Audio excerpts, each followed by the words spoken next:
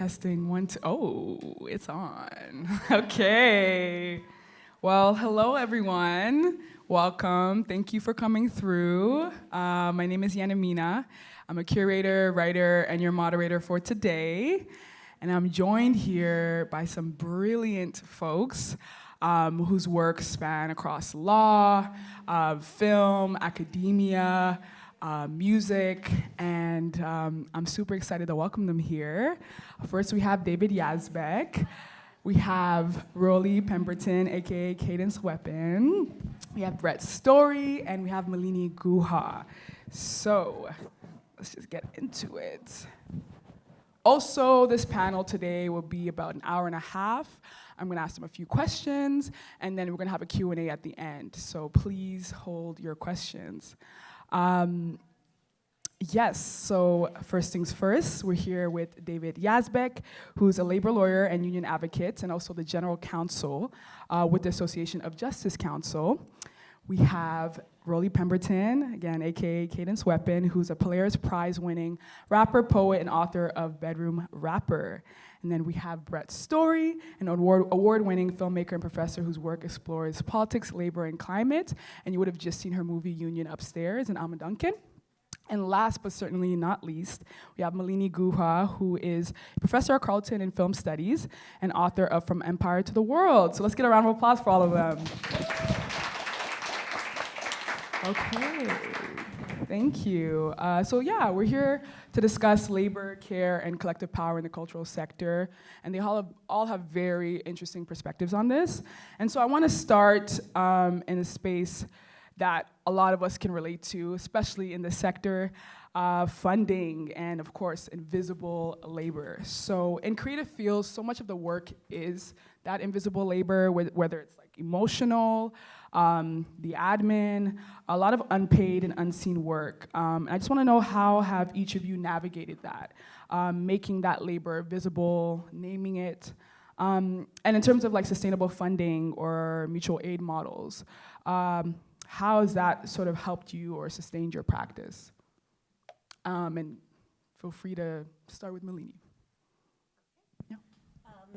I guess I can talk a little bit about invisible labor more than I can about although mutual aid's involved in this, but yeah, I think the way we've made this visible anyway at Carleton, and involving specifically Indigenous, Black and racialized faculty, is we've been organizing over the last 5 years, and we have a name, we're the Racialized and Indigenous Faculty Alliance, and partly what we've been doing is making ourselves visible so that newer faculty can join us. We've been building an infrastructure for ourselves and trying to, figure out what it is that we need to be able to do the work we want to do in the university, and then to translate that into certain kinds of policy initiatives, either taking that to our union and trying to make things happen that way, or working with other kinds of upper level administration. So yeah, that's one way we've tried to make what's been happening to us in the university visible. It's not really easy being a racialized person at any university. Definitely could relate. Totally understand that, but thank you for sharing that perspective, and Brett. Yeah, hi. So I have a practice as a documentary filmmaker, and I have for almost 20 years, and there hasn't been a day in which I haven't also held down a full-time job. So the search continues for a sustainable model, but I feel like I've learned a few things and thought about a lot of things along the way.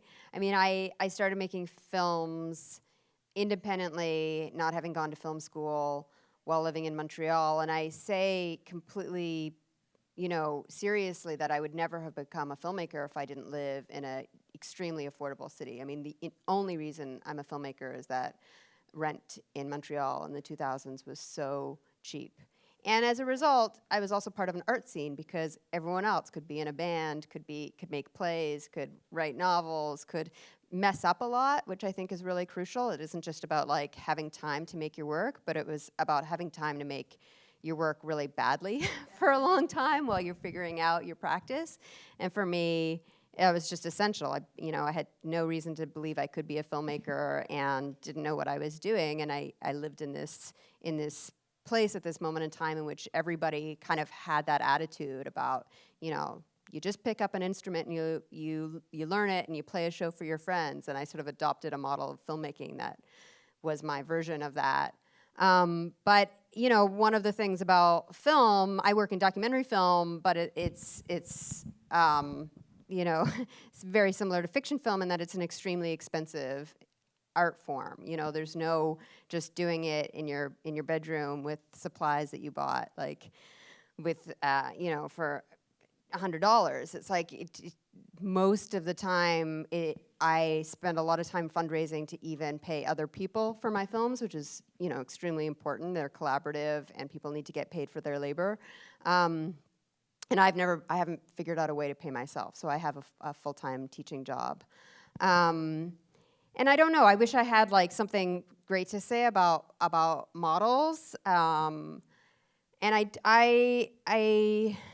think like, and I don't have any models to share. I think that there's a lot of important conversations about starting from the place of reminding myself and ourselves that to be an artist isn't a privilege in the sense that we should feel so grateful that we get to do it, that we don't deserve to get paid. I think it's really important to think of ourselves as workers and to find ways to get paid.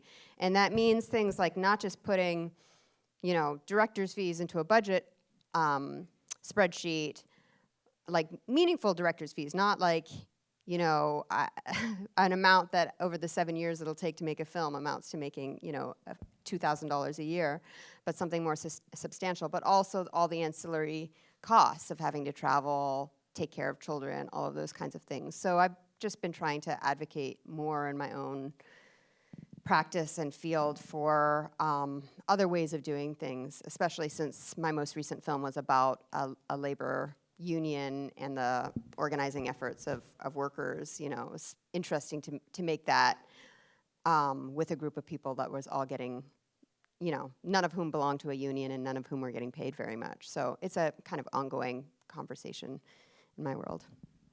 No, I appreciate you highlighting that because, it's honest. Like we're trying to navigate certain models, and we see a lot of course, like GoFundMes, like mutual aid, other fundraising sort of techniques. But that is the honest truth. Like it is even still cheap to live in Montreal. And even still, a lot of us, like I definitely have a full-time job with the government, very Ottawa coded, but I need benefits. I love curating exhibit, but I need benefits. We need to take care of ourselves and pay the rent, and sometimes art doesn't do that full time. So that is honest, and I appreciate that.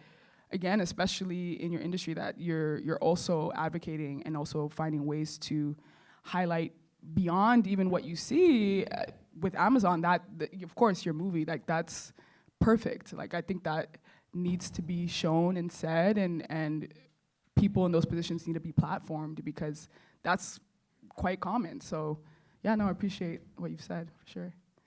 Go ahead.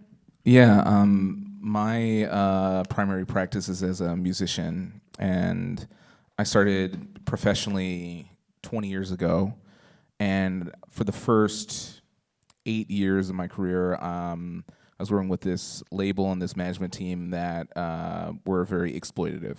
And so I would be playing festivals and shows all around the world, selling records, doing all this stuff, and the money would go into the system and I wouldn't get any of it. So, and then eventually the label just disappeared and just stopped answering my emails and everything. And that was roughly 2013, 14. And I wrote a book all about this, by the way. It's called Bedroom Rapper. But yeah, around that time, I had to restart my whole career from scratch. I'd lost my whole infrastructure when that happened. And it was a funny thing, actually, because once I finally had control of what was happening, things got a lot better.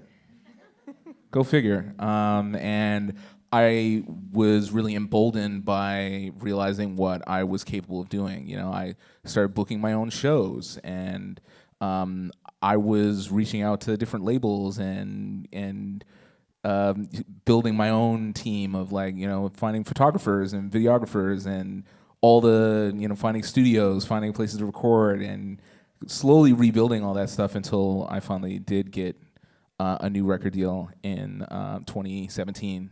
And from there, that was kind of the second part of my career that started, right? But from that experience, now I have rebuilt that team, and, you know, I have management, I have booking agent, I accountant, I have like a small army of people that all work for me, and also I pay them all, right? And sometimes, usually, it's just them that gets paid still, but at least I know about it this time, you know, and I'm like more aware of it, and it's actually intentional. But the thing you said before about making sure to pay yourself too, that's huge. But I think from my experiences of that exploitation, but also taking control of my career after that, it really informs the way that I think about every aspect of the financial side of my career today. And unfortunately, it's a very common story in the music industry. So, yeah. Very true. I've heard it many a times. So everyone, buy Bedroom Rapper. Okay? Okay. It's really hearing some really great stuff here tonight. I'm going to start by asking you folks a question.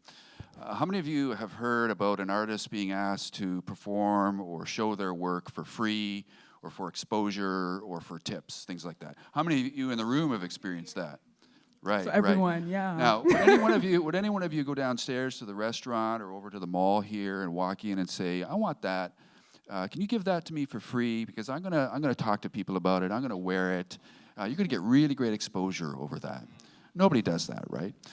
Why do we think about art that way? Like, this is a serious question, I think, for all of us, whether you have a practice or whether you consume art or you just enjoy it. And we enjoy it every single second of our waking lives, in my opinion. And so what I would do is suggest people as a culture have to start thinking, when you look at art, okay, what is this art? Who made it? How long did it take them to make it? How much training or education did they require? What did the materials cost? What sort of insurance did they pay? How did they transport it here? How did they pay for that transport? Oh, and do they get a little profit out of this? We have to start a new conversation in all spaces about that. And what I've discovered with doing some advocacy for artist organizations and artists is that people make this assumption all the time, and they're actually shocked when artists demand what they're entitled to, which is be paid for their work. So that's what my view is, that from a legal perspective, you really need to change the culture, frankly, so that the laws respond to that culture. And a lot of visual artists, I can talk about this later, have been able to achieve that in this country, and I think it's a model that can be used for others going forward. 100%. Yeah, and I know you've done a ton of work around that. But I have one key question for you. Where can we buy the shirt? The shirt says it all. Well, I have a couple of others, so I could always. Okay. This is from Carfax, so Canadian Artist Representation. No way. Yeah, Okay. so it's a fundraising shirt that they've used. I'm not sure if they still sell them, but check their website, or any of their affiliate websites. You may be able to find products like that from them. Yeah. Good. This is a good summary. Thank you.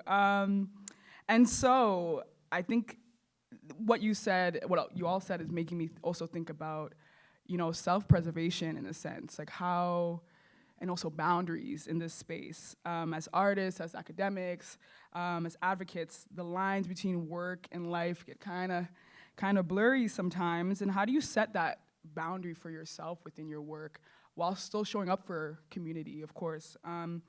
And yeah, like carrying that weight of community responsibility. How do you all navigate that? Actually, I'll start with you. Yeah. All right. I guess the best way I can answer that question is that typically when workers are exploited, and we saw that in the film tonight, this excellent film, by the way, thank you.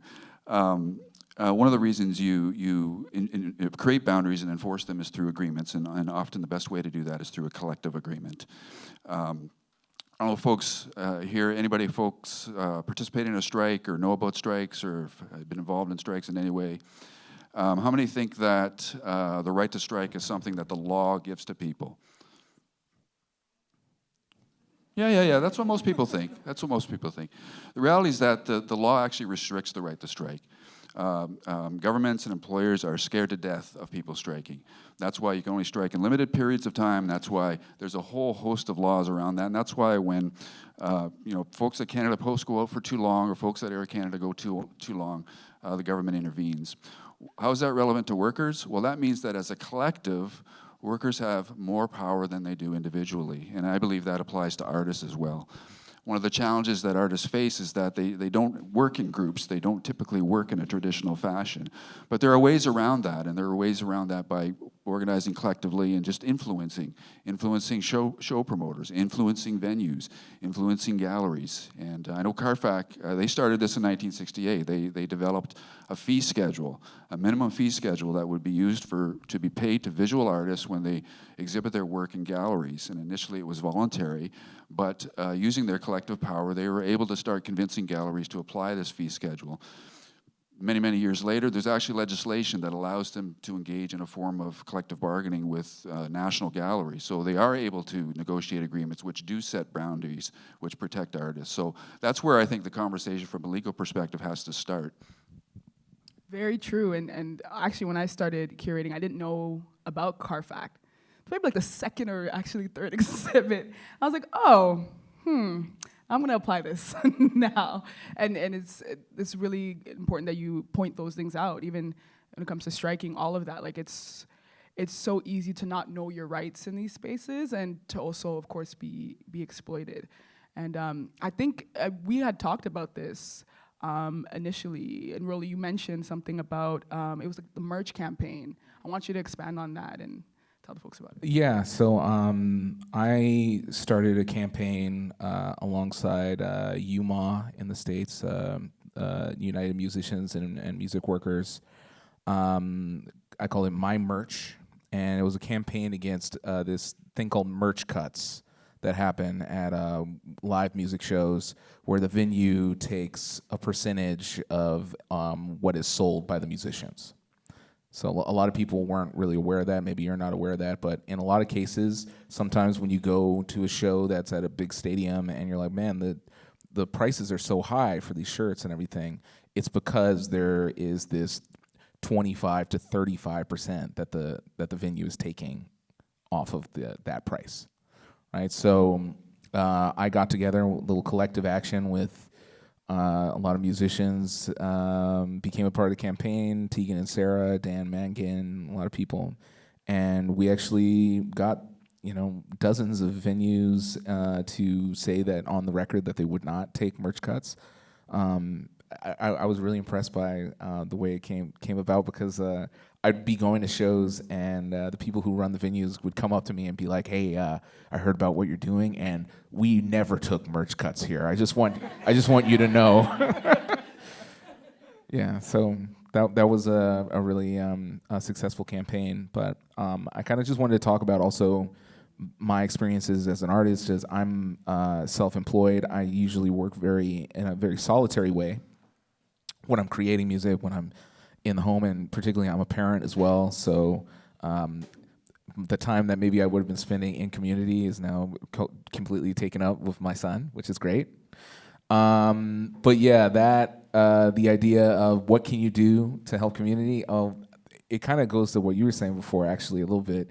One of the things that I'm really, really solid about is making sure I pay everyone that I work with really properly and really well, but also I won't play for free. I won't undercut other people with the fees that I accept, and I'll encourage other people to not do the same. And it's like, it's like a chain. We're links in a chain, and if we are all solid on what's acceptable, that becomes the bottom line of what's acceptable, right? So that's one thing I try and do.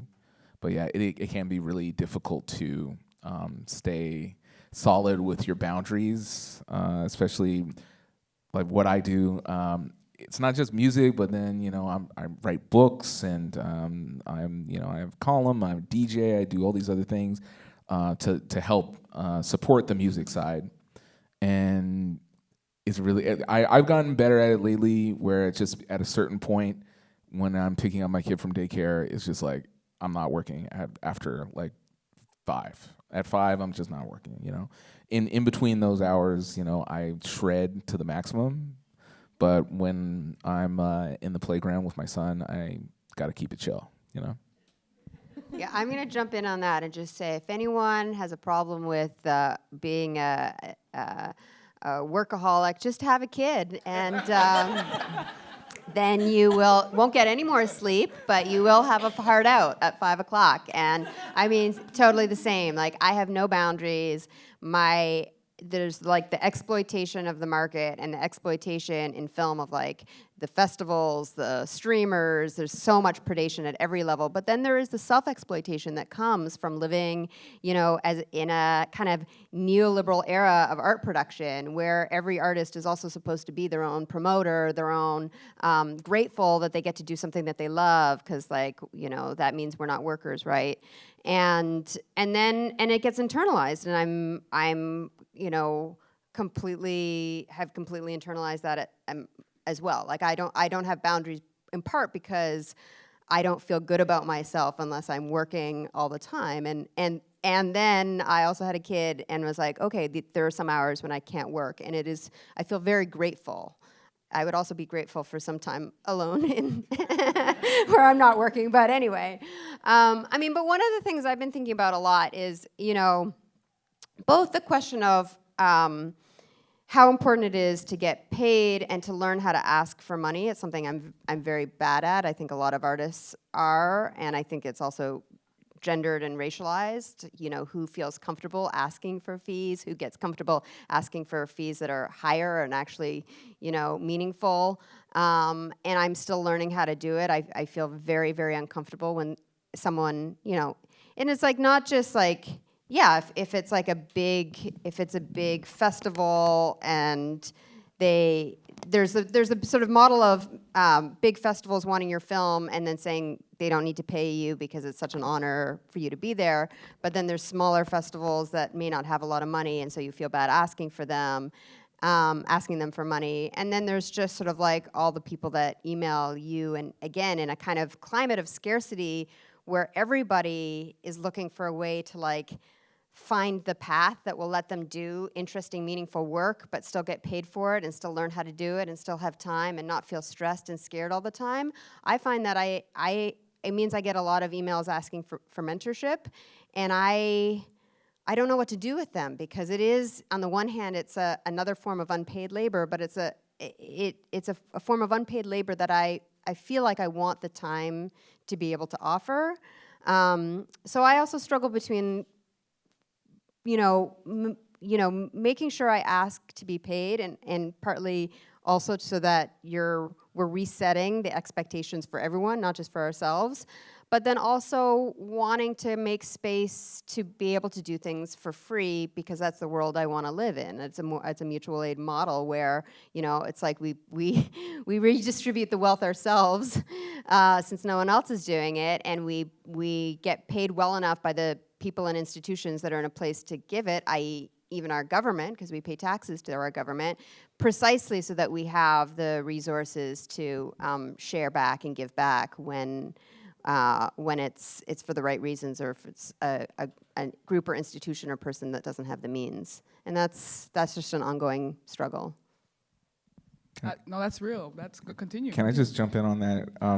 I used to live in Montreal too, and I used to always joke with my friends who were musicians, and even with the artists that we were working with, visual artists and everything, it's like we're literally passing around the same $10.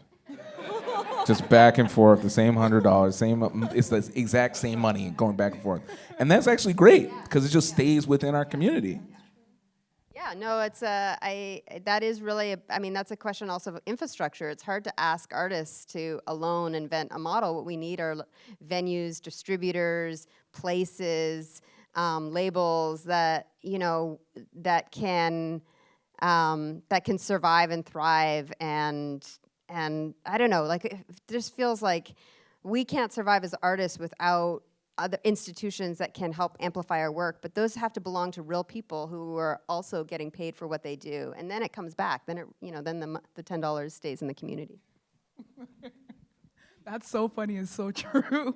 Yeah, it becomes this sort of circular. While it is community, it is this ecosystem of other people who are struggling in a certain way and are supporting one another. And then, of course, I really appreciate you naming that too, about how it's even with funding or even asking for funding or for more is also there's barriers through gender, through race, through even disability.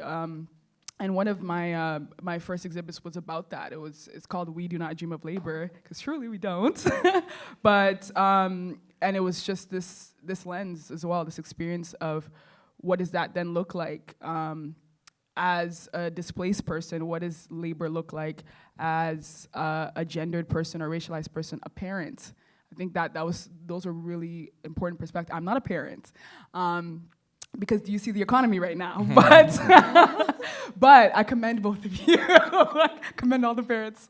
But that is even, again, very honest of you to share that. That's just carving out that time for your children and say, this is the one time. Don't call me. I'm gonna focus. Like, yeah, share. No, it's crucial. I mean, Yeah. there was just something I wanted to jump add. on that you mentioned. Mm-hmm.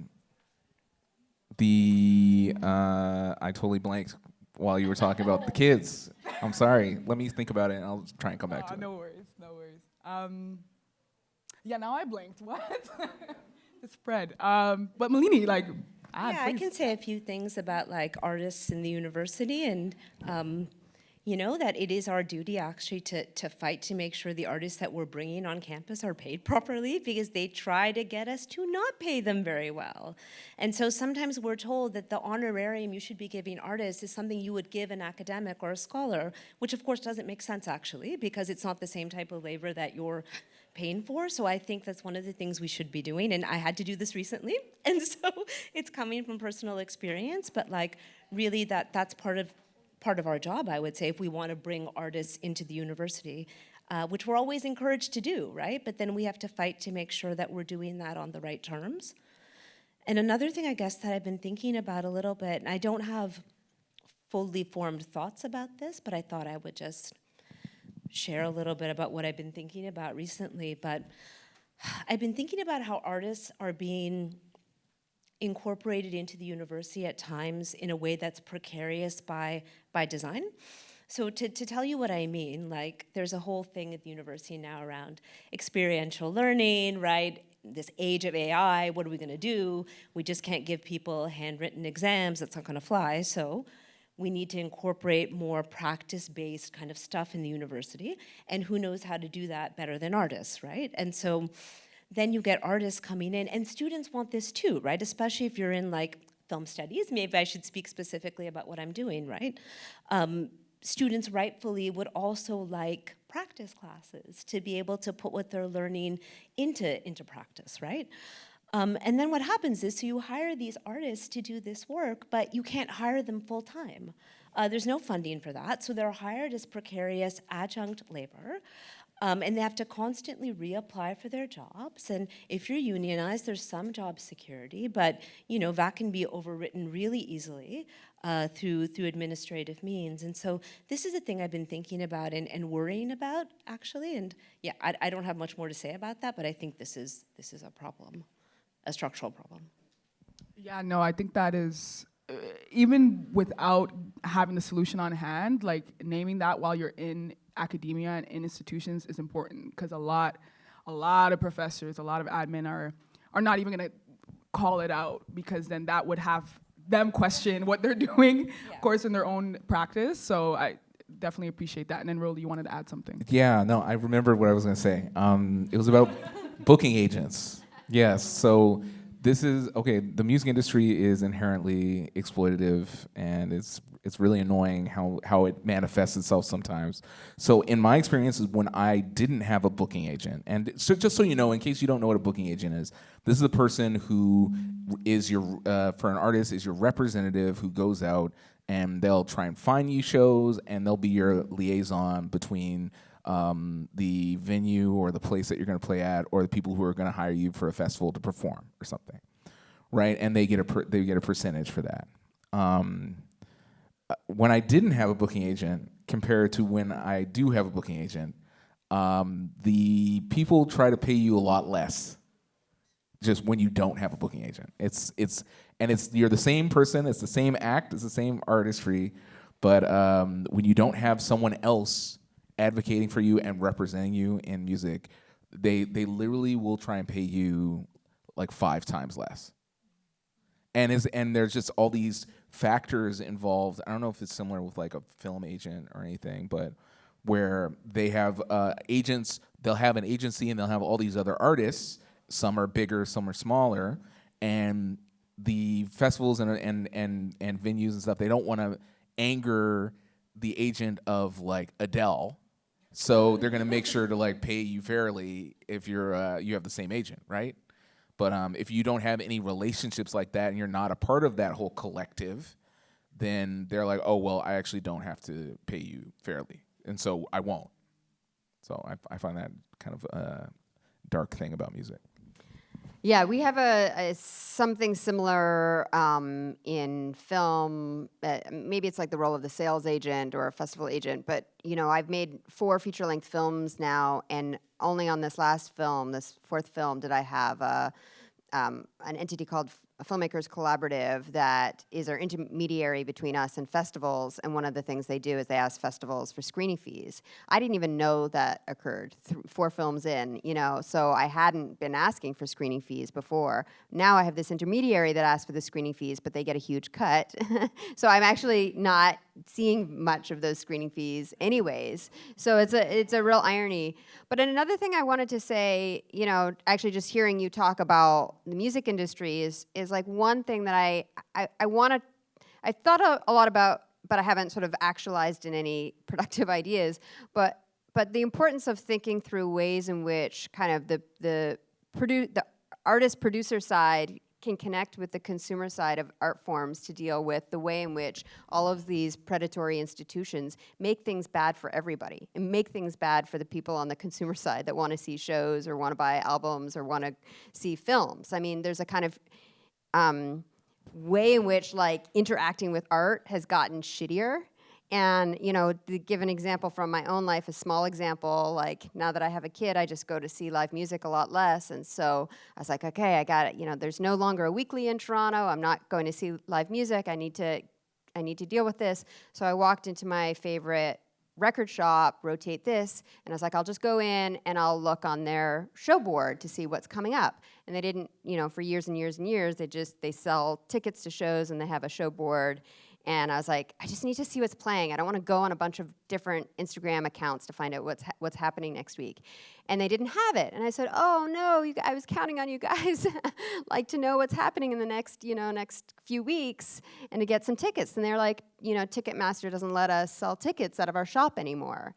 And I just was like, I felt so defeated. Like here I am, like a person who wants to see live music that like doesn't have an alt weekly anymore to go to because like of the media conglomerates taking down and Facebook like killing small press, and then my local record store can't sell tickets. Like it's just, I think that there needs to be a way to actually make alliances between the people who are getting a raw deal on the consumer side of these art forms and the makers of the art.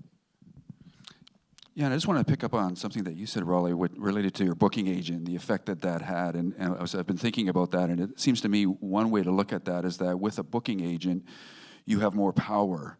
With a booking agency with bigger artists, you have more power. And I don't have a solution as a result of that, but just the observation is that I think artists have to think of ways to improve their power relationship with consumers or producers or venues or whomever wants to exploit your art. And sometimes you can figure out ways to do that in a creative way, but it's something I think that should be front of mind as part of a practice. In not only producing art, but how can I leverage my art? 100%. And I think those collectives, like what you even named, as much as that is ironic that they're also taking a bigger cut from you with the screening fees. You would think that there's this body's in place and that is a sort of way of leveraging your power to ask for more, as well as like a booking agent. But oftentimes I think it's even just optics, really, because your friend could create an email and say, I'm Rolly's booking agent. I actually know somebody who did this, and it actually worked. They just created another email, and they just were like, "Oh, just email my manager, Richard Ashcroft." That sounds legit. That was the name. That was the name they used. Musician's name from the Verve, but they used that name, and so whenever they're getting, and Richard Ashcroft was getting business done. I hope I don't out the person who's doing this, but yeah. Which brings me to collective action and organizing. And so I want to come back to you, David, especially the work you've been doing with unions, and all of you, the really community-driven sort of, whether it was campaigns like your merch campaign or just calling out what is happening sort of institutionally. What role do you see the collective action playing in creating more, just fair and sustainable conditions for artists, makers of any medium? Yeah. Sure. Well, I think I've touched on this a bit, and I think that in general, as a collective, artists could wield more power. And so that's one element, and whether it's wielding power directly in direct relationships with producers or venues or organizers or whatever, but also wield more power in terms of the public conversation and in terms of legislative initiatives. It's taken a long time, for example, to create the status of the Artists Act federally in Canada, but there is one now. CARFAC has been advocating for the artist resale right for a long time. Sorry, tell us more about the act.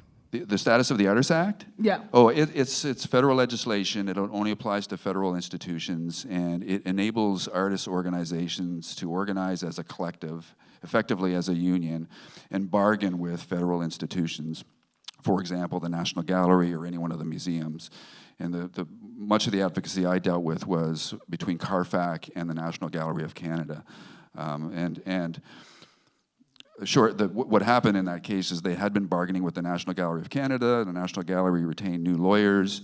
The next time they were at bargaining, all of the agreements that they had reached with CARFAC were withdrawn from the table, and they started from scratch. And the CARFAC filed a bad faith bargaining complaint and went to the Supreme Court of Canada, and they said, yes, that was bad faith bargaining. So with that legislative framework, the artists were actually able to compel the gallery to come back to the table, put those offers back on the table, and actually start discussing what they were discussing about 8 or 9 or 10 years prior to that. So that's one example. But also, they've been advocating for something called the artist resale right, which relates to works of art which are sold and repurchased down the line.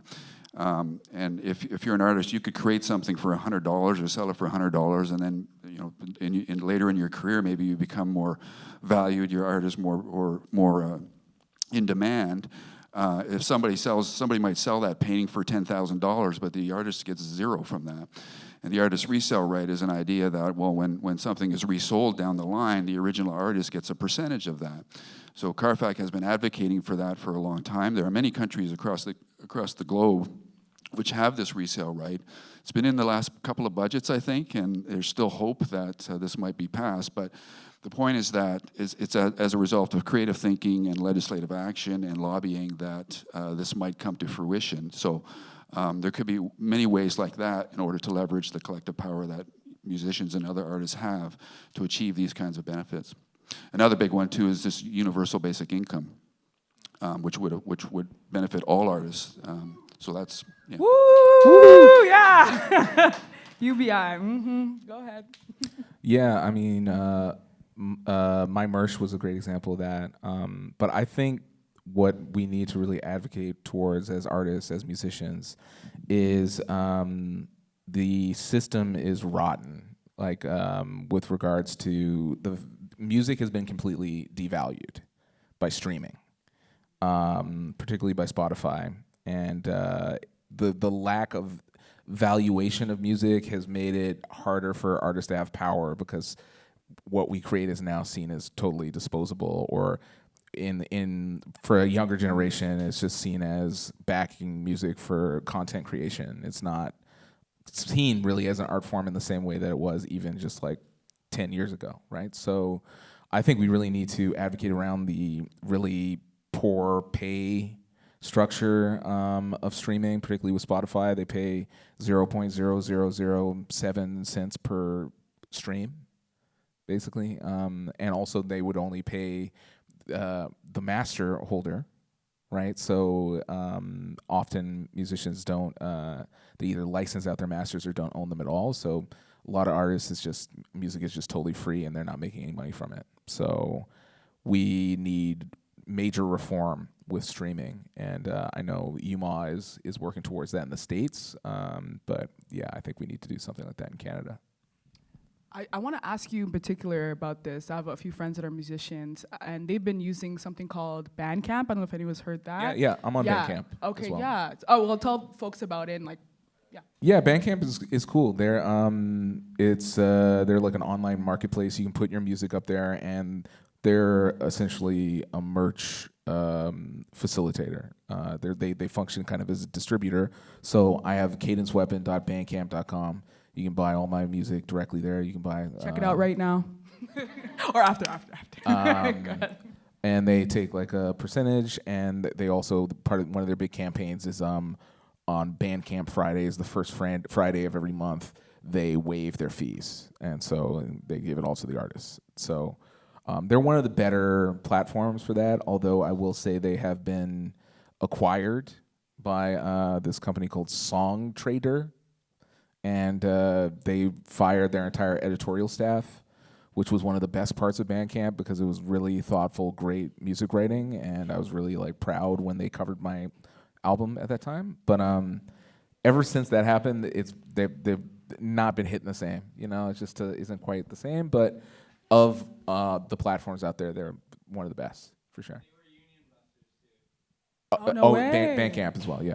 Okay, yeah. I've heard a lot. I've heard that. I've heard a lot of good things. But that actually brings up another question too. And when sort of the framework or who's behind the scenes changes in these institutions or in these organizations, and I want to pose a question to you, Malini, in terms of, especially in this current political climate, when you get that institutional pushback, navigating that, and also advocating for folks who are creatives, who are in community that you want to, platform or give opportunities to. How have you navigated that?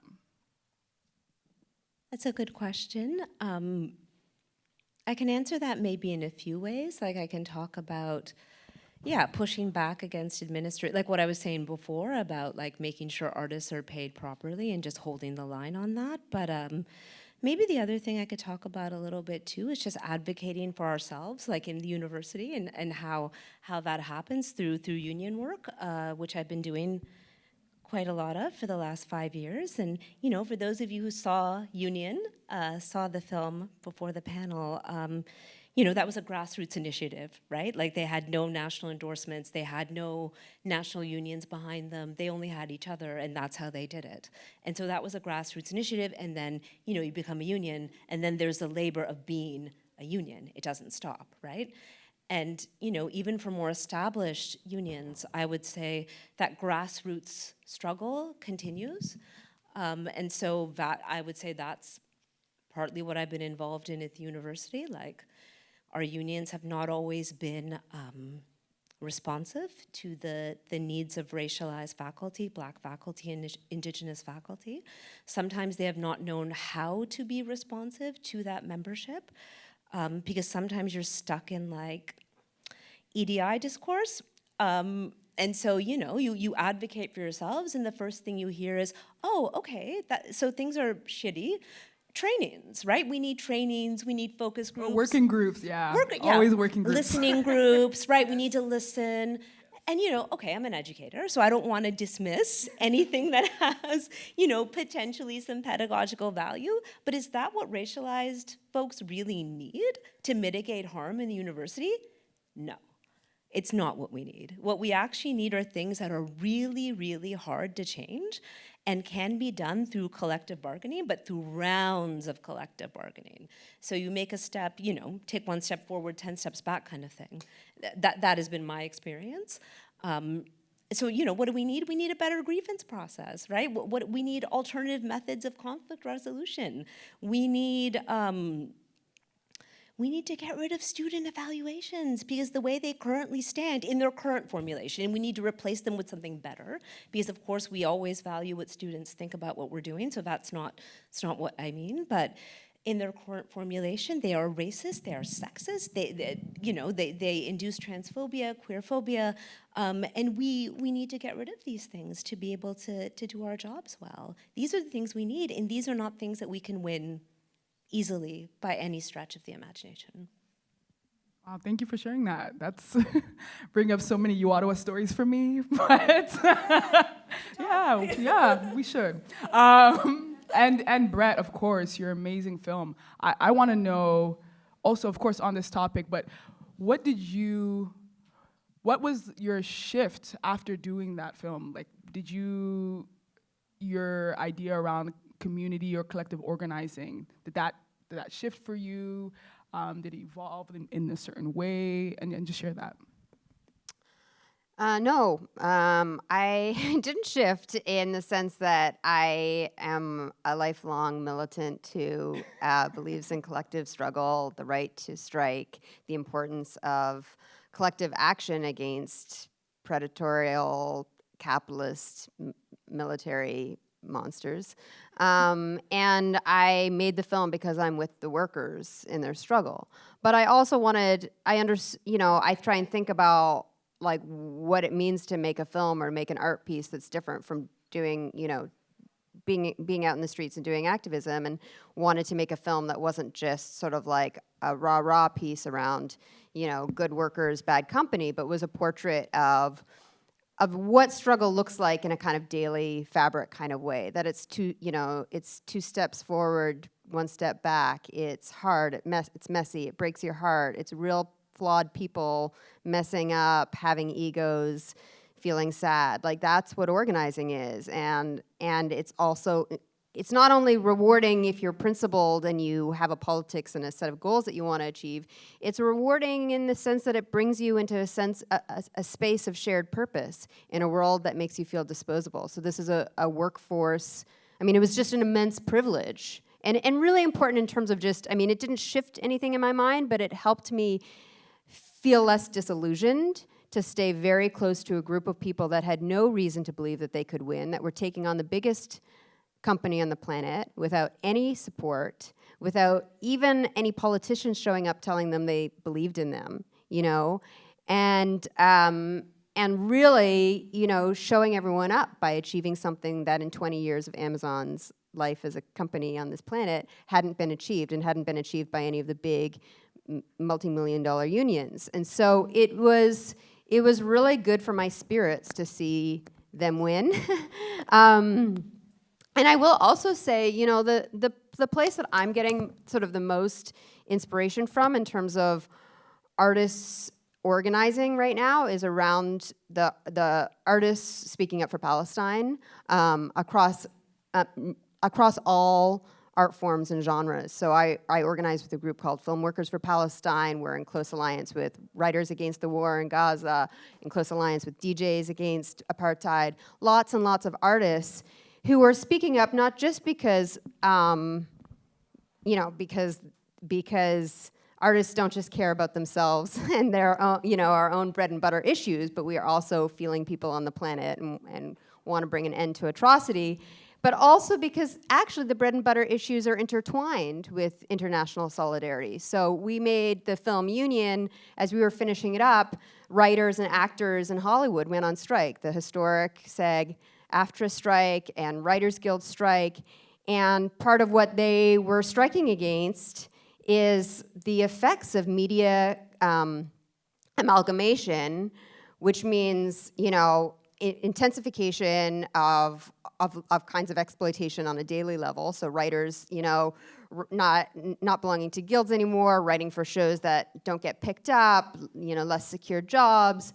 So, not getting royalties, all those kinds of things. But also when you have, your job security is guaranteed by fewer and fewer and bigger companies, many of them controlled by fascists, then it also affects your ability to speak your mind. And so part of what we're seeing in the cultural sphere around artists standing up and taking a stand for Palestine is we're also seeing that being understood as part of our collective struggle against the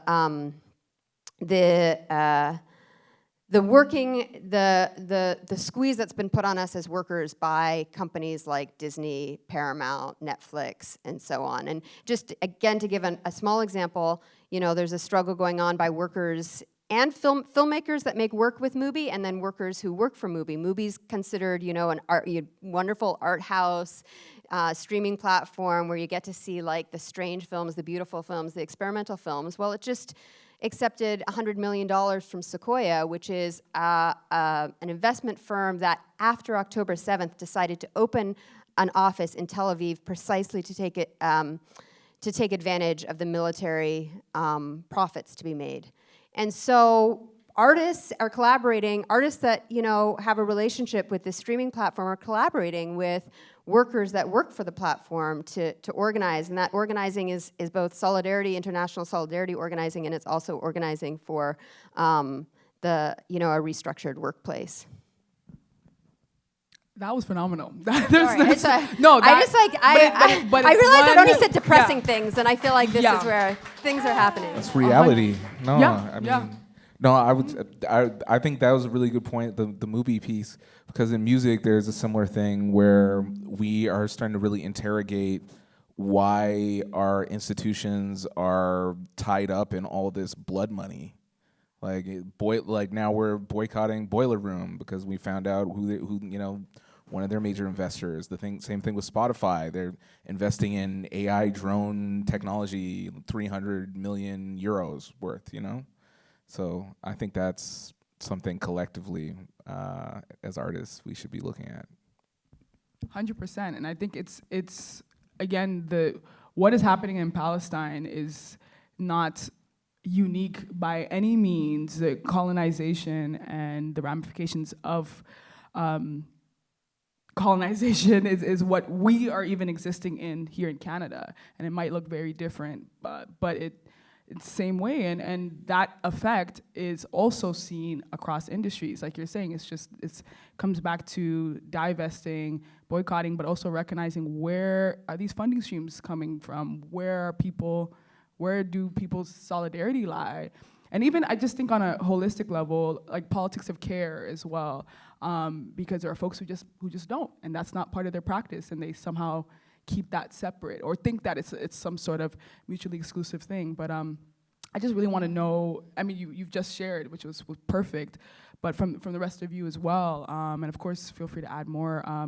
When it comes to politics of care, what does that look like in your workspaces? How does that show up for you on an individual level? How do you express that in your various professions and mediums? You shared already many ways, but I just want to hear almost like, what are your definitions of politics of care? And go ahead. Yeah, I think for me, like in the music sector, this is not something that is really discussed amongst ourselves. I think it's one of the only jobs where they encourage you to be drunk.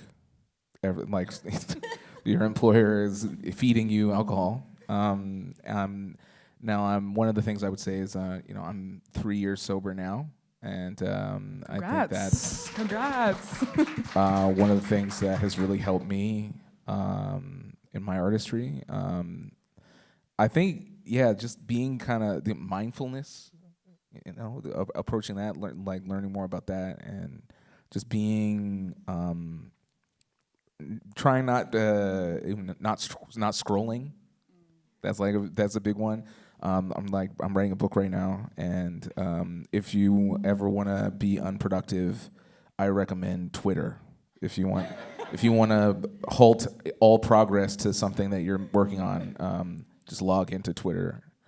It's simple things like that. I think just it's really easy, especially when you're in kind of a self-possessed, inwardly focused discipline, to forget to eat lunch or just do normal human things, especially if you're a parent too, So Yeah. Not the crumbs. Not Yeah, the I crumbs. eat the other half of the banana. Yeah, yeah, but just remembering to eat that other half of the banana and get sleep, drinking water, like be good to yourself. When you have an opportunity to be a little nicer to yourself, do it. That's what I say. That's good. More than crumbs, please. Yeah. Yes, please. I mean, I'll just add very briefly. I think one of the most insidious ways that I feel the kind of like austerity and exploitation and self-exploitation within a kind of community of peers in the film world is that we're like constantly encouraged to think of each other as competitors, and then we're constantly like resentful and full of grievance when we see people do better than us, and that's very painful. It's very painful. That's like the opposite of a community of care, right? And I find it such a relief when I'm actually spending time with artists that are not in my chosen profession, because that's when it's like I get that like momentary relief from that. If like some poet wins a prize that I was never going to win because I'm not a poet, like I'm just so happy for them. And then there's the gift of like that being a shared space, So I'm trying to figure out ways to I don't know. I don't have any to share, but I am trying actively to scroll less and also just kind of disinvest from this sort of economy of competition and entrepreneurship that we're all sort of encouraged. And it's really hard to, because actually you do have to be your own self-advocate. So what's the difference between being a self-advocate and being an entrepreneur if you don't want to be an entrepreneur? So it's like finding that way and finding a way just to sort of feel real solidarity with and happiness for the successes and the work, to celebrate in the work that my peers are making. Like it's really exciting to just know people making amazing art and just be happy that they're doing it, So getting back to that. Love that. I think it's such a simple thing, but many people struggle to just root for you, and it shouldn't be that. And I think one of my favorite artists, makers, directors, Issa Rae actually had said in an interview about we always think about networking up, but networking laterally. Like we forget that your peers are also trying to get to that place, or whatever that is, that end goal. And so, but working in community, collaboratively, seeing each other, appreciating each other's work, instead of just like, okay, either maybe you're doing slightly better in the season, or I think I'm doing better than you, so we can't, all of that creates those barriers for sure. It really Music is the absolute worst for this. Yeah, It is, yeah. and it's every corner of the music world is trying to make you compete with your other fellow artists and your peers, and to make you feel like you are not valuable. I think it's worse in film. You think so? We can have a competition about it. Let me point out one way it's really bad, and I'm sure you don't have this in film. In Spotify, in the back end of Spotify for Artists, they have a tool that allows you to compare your statistics of like your streaming numbers with any other artist on Spotify. And you can see the graph. So it's like I put myself next to Jay-Z, and it's That's just like horrible. way Oh my up. God. And I'm like, well, I should probably just quit music now, huh? That is horrible. Like, why does that even exist? It is precisely to make me feel this way. Absolutely. So that I'm like, well, I need to like make more music and make more content and put it back up there so I get my numbers up. So like my like little pyramid is like higher. It's a never-ending wheel. We don't have anything like that. That's horrible. I'm sure Yeah, it's going to exist he won. soon. Because so what does that look like in the institutions? Well, you can imagine that the university is an extremely siloed, competitive, hierarchical place. And so it's not that different, really. But what I would say is maybe in recent years, I've started to find like different examples of communities of care, and honestly, it's come through organizing. So, or participating in organizational efforts around Palestine, around working conditions for racialized and Indigenous faculty, whether that's in the union or outside of the union. Like, really, that's where I've met so many amazing people that I never knew before we started doing this work, and it's incredible. And Yeah, and so we're able to build like these relationships of solidarity, like across disciplinary boundaries, and it's really mind blowing. Yeah, it makes it bearable to be in a place where you don't always feel valued. Yeah. 100%. And I know you have a lot to share. Go ahead. Well, you got me thinking about bananas, because I like bananas. So next time, if I have a banana, I'm going to bring 2. One for me, one for Yes, you. everyone Yeah. has their own. That's perfect. No, yeah, I'll give half to my son. Okay, Yeah. there you go. I'll bring 3 then. I've been sitting here and thinking that when you talk about care, like there are a billion reasons why I'm here right now on this stage, most of which have nothing to do with me, and most of which have to do with things that other people have done for me. And I think that's where we need to start. I think we need to recognize that we're all intimately interconnected, and everything we do affects others. One of the best things for me in my life is when you're at a show. Of course, it's really amazing to watch the music and enjoy it and listen to it. But I also love to turn around and look at the crowd. And it's an incredible feeling to see all these people enjoying the same music that you're enjoying. And in that moment, we're all connected. We're all connected because somebody like you is performing on a stage. And I think we just have to keep that in mind, like you said, mindfulness, all the time, that we are connected to each other constantly. And so in terms of care, it starts with caring for yourself, but then just recognizing that everything you do affects others. And use that as a mindset to govern your practice, to govern how you negotiate with people, how you perform, and how you live. That was perfect, because we're actually wrapping up right here. So, yeah, round of applause, please.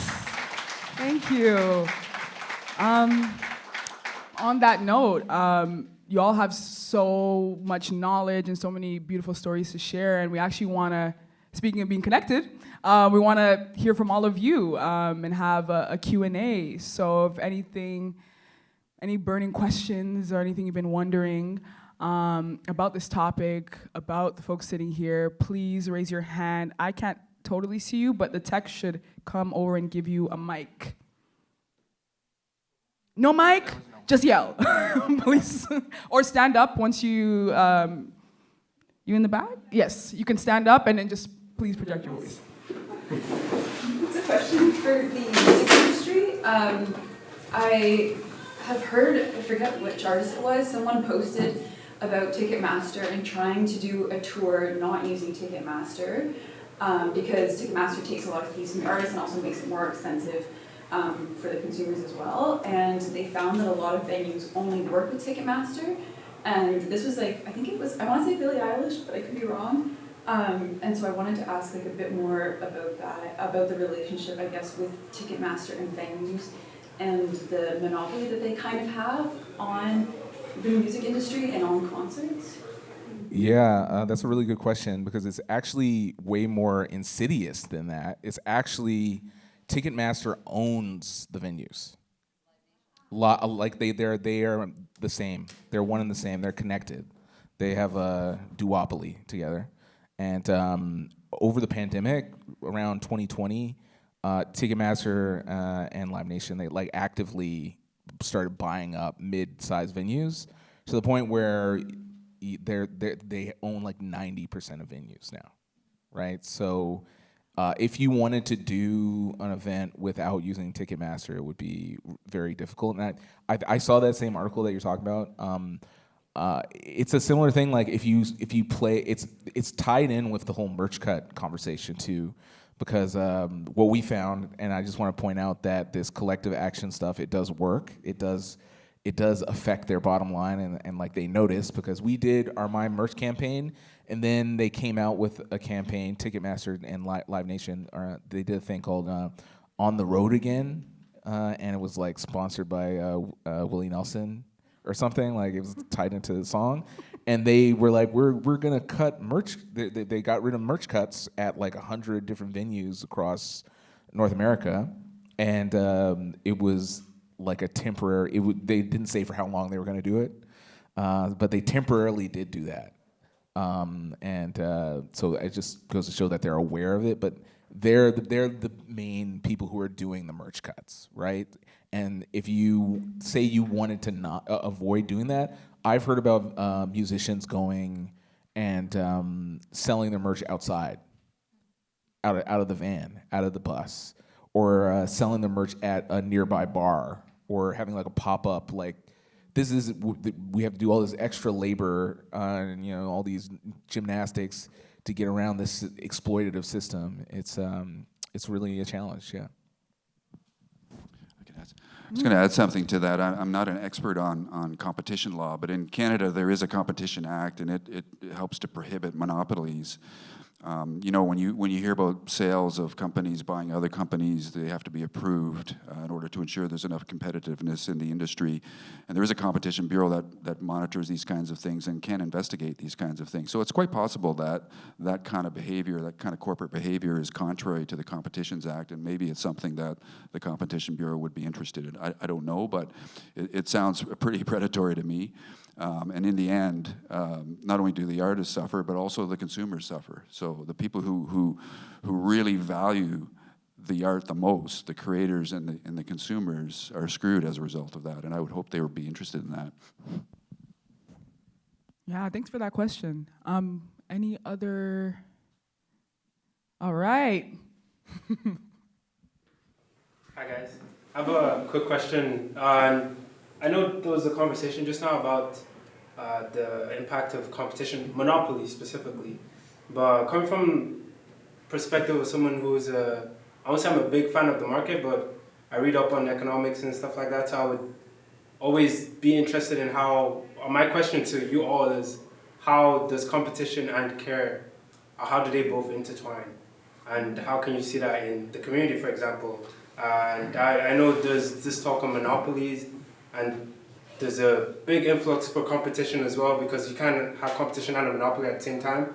But then you also had a conversation about how Spotify makes you compete with other artists, and this fuels, and we can say the same thing for Instagram as well. We're all on Instagram. You're flipping through the stories, you see a post of someone doing much better than you, you get that nick within you. It's also competition. Everything is all competition. So my question to you all is, how do you see competition, community, and care intertwining all in one? Is there a possibility of that happening? I can definitely speak to that because there's different kinds of competition. I think the kind of competition that's encouraged by the app companies is only designed to get you to post more or get you to do something that they profit from. I think the best competition I've experienced is back in the day when I lived in Montreal, and I was with all my friends were artists of different disciplines, and we were all just chilling, and it would be like my one friend would make an album, and then we'd all listen to it together, and it would make you think like, wow, I want to do something like that's on that level. It was constructive competition. It was like. And it was like every month somebody would have a new album, and it would just be the same thing. And sometimes those albums would end up becoming like in my friend group, it was our music community. It was like me and Grimes and Mac DeMarco, and it's like I'd be at like Grimes's house like eating lentils, and she plays me this album that ends up being like one of the biggest albums ever. And it felt like really exciting and like positive. So there's different kinds of competition, I would say. I'm not going to make a Grimes comment, although I'm really, It's so tempting. really tempted to. We're not friends currently. But in the context, yeah, but I have no responsibility over her actions past like 2012. with that man, no, none. I will just say, for me, not to like make this a whole Montreal love fest, but like to me, the thing about spending my 20s in Montreal as an artist that I will just be grateful for the rest of my life is, feeling like it was the place from which I understood art could happen. Art would always happen. People would always be driven to make stuff, make better stuff, make interesting stuff, make stuff that would thrill their friends. I mean, that's what it is about, like thrilling your friend.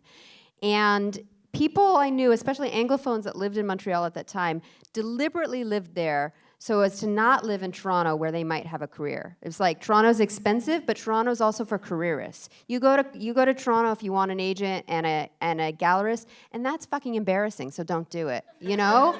And like, whatever, you know, like, just not to be too romantic about that, but for me, like in a particular moment of my time, coming up as a working class artist with no money and in lots of debt, without any reason to think that I could, like, and without any know-how about how to be a filmmaker, to just see people doing that, especially in music, to be like, you make music so you can play a show for your pals and like dance your ass off until 5 a.m. You don't do it so that you become famous. And actually the people that became famous were like a little bit embarrassed about it, you know? And I just feel very, I don't know, I mean, it depends on what you think, what sort of like theory of you subscribe to about where art comes from or the desire to feel creative comes from. I just think it's in us. Like, I actually think that I would make much better art if I wasn't so tired, if I didn't work so much, and if I didn't feel bad about myself all the time because of like the competition that I am forced to feel. I actually feel like that's bad for my art, not good for my art. And so, yeah, I don't actually think competition, the sort of competition of the market, is good for art. I think that people are inherently creative, and like we need the time and the leisure and the fixed income to like just let our freaks fly, you know. Love that. No, absolutely, absolutely. And that's one thing I really do also love about Montreal. I'm gonna mention Montreal again because being someone born and raised in Toronto, it's such a refreshing space to be in creatively because it's that. There's sort of like an underground energy to it. It feels definitely more community-based and competition-based even now. And I think there's something to, like the point you made, the friend made the album, and it's like, I want to do, you're inspired. Like it doesn't, where it gets into this like game of comparison or insecurity or envy, it's when it's not inspiring. It's actually, in a way, you use that to diminish yourself instead of saying, wait, this is showing me what is possible. Like, I watched this documentary, Union, and now I'm like, I can make a documentary on something that relates to these things, and that like I'm inspired. Or I can be like, Brett, you know what? Fine, go win the award. But it's such a fine line, and you have to kind of check yourself. And I know that's super hard with social media, with capitalism, which is ultimately, I think, why we have to operate in this way that's like, keep up, look at Jay-Z's numbers, look, you gotta post this, you posted this reel and got like 1,000 views, but it has to get 10,000 the next time, and yeah, easier said than done, but I think where there's community and care, there should not be competition. It should only be inspiration, and then it's just this like feedback loop of inspiration and like, okay, we're hustling together, and anyway, those are my 10 cents on that, but you want to Oh yeah, 100%. I'm reminded of a quote, which is that comparison is the thief of joy. 100%. And competition is basically comparing yourself to other things. I guess I just ask, what are you competing for? Who are you competing with? Why are you competing?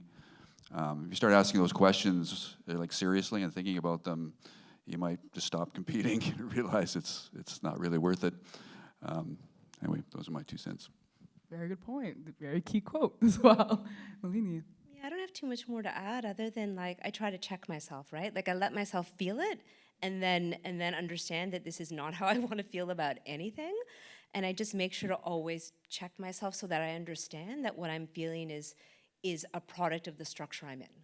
And that's important to keep reminding myself that that's what it is. And also, yeah, I like feeling happy for other people and feeling inspired by other people. It's aspirational. That's a beautiful thing. And so, yeah, I catch myself and then, I go into that happy mode. Exactly. Yeah. Very good practice. Perfect. Right? Yeah. So when you touched on, sorry, I'm going to take off my mask just so I can speak a little louder, but one of you had touched on essentially the idea of, or the difficulty of trying to self-advocate in this age where we're very pushed to be almost entrepreneurs and having to master everything, which I feel has been very true. I remember, as an artist myself, feeling like, oh my gosh, I have to take an entrepreneur class so I can know my rights when I want to sell merch or when I want to do this and do that, and having to know all. And I was essentially wondering, like, how do you balance when you know that you are out of your depth and asking for help, and whether it's hiring a booking agent or a legal advisor or whatnot, while also still making sure that you are keeping yourself safe in terms of making sure you are still receiving the value of your art, making sure that you're still receiving the share that you deserve, but still also making sure that the other party is also getting what they deserve as well. Yeah, I feel like once you're active enough that you're starting to get requests about that I feel like is a good sign to maybe. One thing that's always good is if you have a friend who is a more established artist than you, you can just ask them. And I think that's one of the great things we have in our community is that we can, gauge, like I have things like, with my most recent management, I talked to all these other people who had worked with them or who knew people who had worked with them to vet their experiences with them, right? It's like with these, it's like we can do our own Glassdoor for music, like within our community. So I would recommend, just talking to an artist that that has done this kind of stuff before. But usually you're going to find once you're more active yourself, the requests are going to start coming in. And then it becomes a point of vetting the authenticity of these kind of requests and the legitimacy of where it is, which obviously is harder than ever today. So, I mean, I feel like you probably have something to speak to that, maybe. I just threw you in. I'm sorry. Any legal leads on that? Become a lawyer? What's that? Become lawyers? Become a lawyer, yeah. Yeah, I'm not going to go there. But I think that's fair. I think. I mean, there's a saying that like a lawyer is your own. Being a lawyer to yourself is the worst possible thing, right? That you shouldn't be giving yourself advice.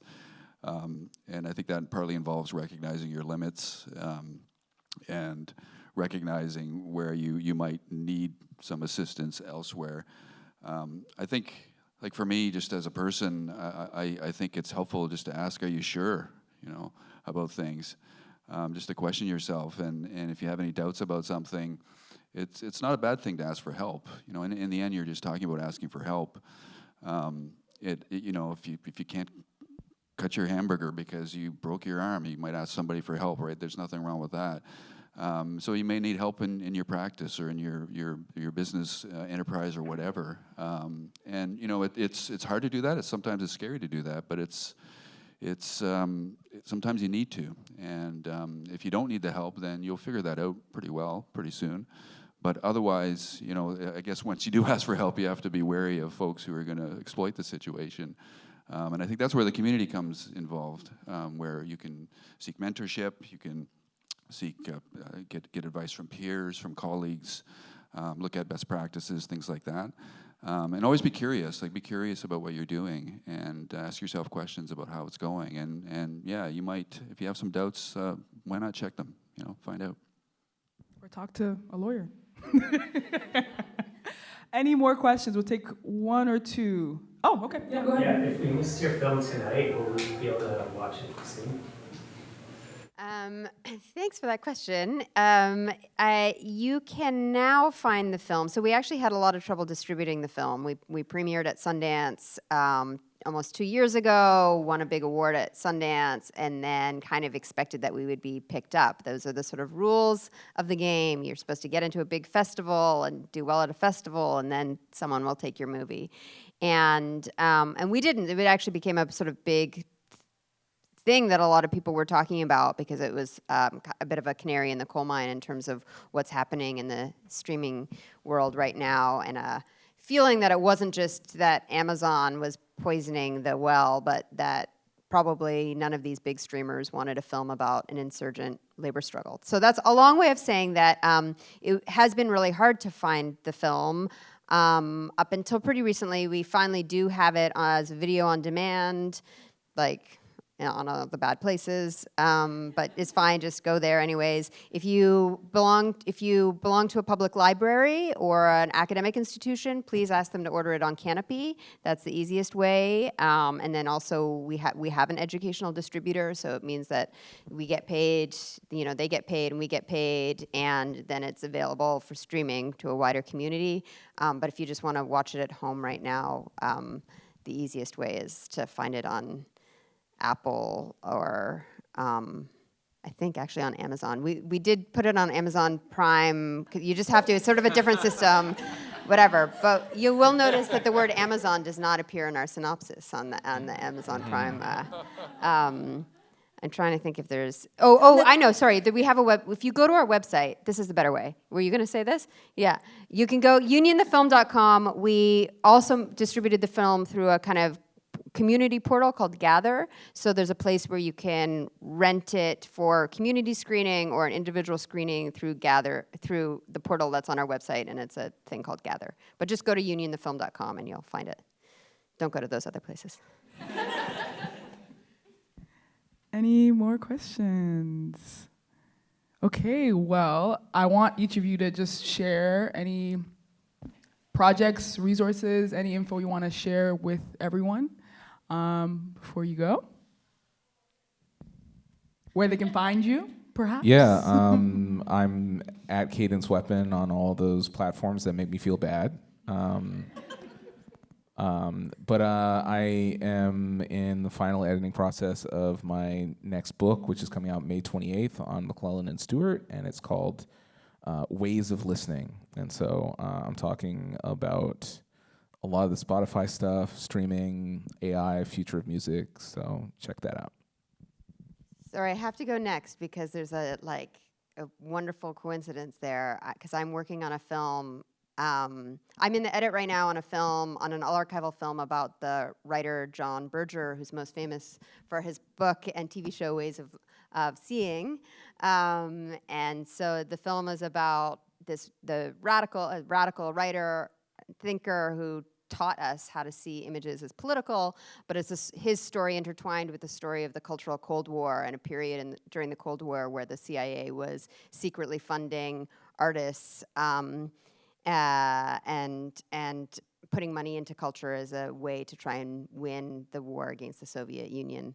So it's about culture wars, the weaponization of art, and the political importance of political commitment and fighting despair via John Berger. And that may come out next year, but who knows? It's going slowly. And they're not ready for the story. We're ready, but they. But where can they find you? Where can they? You can find me at Brett's store. I don't even know what my handle is. It's like anyway. My name is.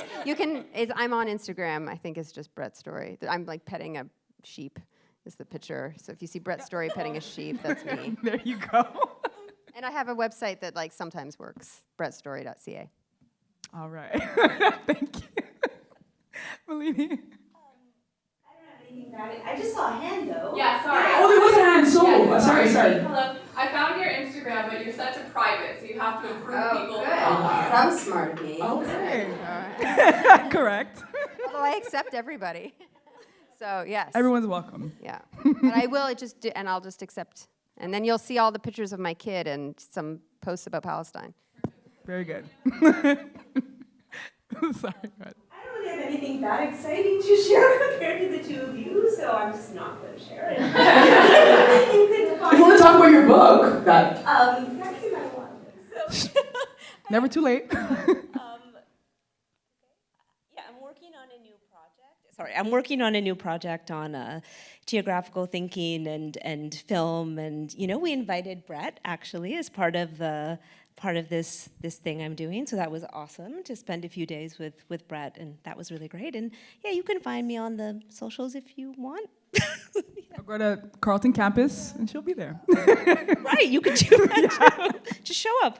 Yeah. And David.